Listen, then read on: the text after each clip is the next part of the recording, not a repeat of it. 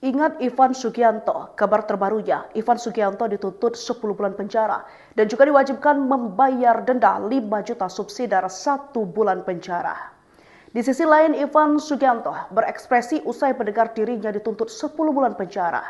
Ivan tampak tersenyum sembari terus berjalan digiring petugas untuk kembali ke mobil tahanan menuju Rutan Madaeng.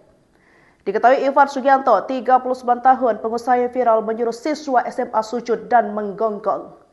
Bermula saat anak Ivan, yakni EL, dan ditemani DEF mendatangi korban EN di SMA Kristen Gloria II untuk menyelesaikan suatu masalah pada Senin 21 Oktober 2024. Singkat cerita, EL dan DEF menghubungi terdakwa Ivan. Setibanya di lokasi kejadian, Ivan tersulut emosi dan memaksa serta mengintimidasi EN untuk meminta maaf dengan bersujud dan menggonggong.